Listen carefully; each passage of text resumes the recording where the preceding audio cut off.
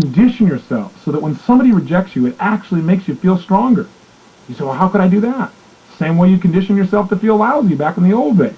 That is, create a new neuroassociation. How do you do that? Real simple. Make yourself feel incredibly strong. Whatever it is, put yourself in a state where you feel unstoppable. And while you're feeling that way, create an anchor. Feeling absolutely unstoppable, create an anchor. Feeling absolutely like you can do whatever it took to succeed, create an anchor. You do it over and over again. Now remember, you got to stand, you got to breathe it, you got to feel it, you got to be fully associated. Now, what do?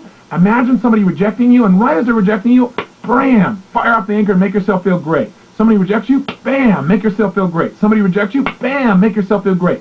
Over and over again until you literally condition yourself so that rejection triggers you to feel strong. I mean, this may sound difficult or impossible, but it's actually very easy. I do it over and over again in my seminars. In fact, one of my favorite seminars is called Unlimited Power. It's named after my book.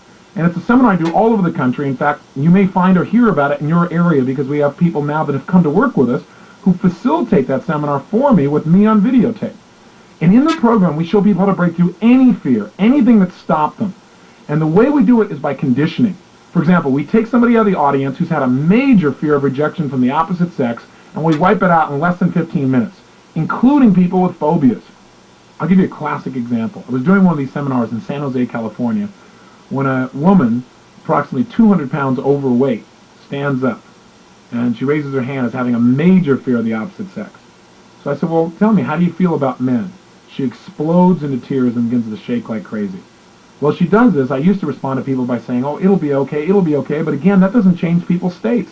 What do? You got to interrupt their pattern. So she starts crying hysterically, and I said, please stop urinating on your face. She said, what? I said, please stop urinating on your face. And she starts to giggle like crazy. As soon as she's giggled, I've interrupted her pattern. I anchor her feeling good. I anchor her in laughter. Till pretty soon I can just touch her in a certain way, and she starts giggling. Well, long story short,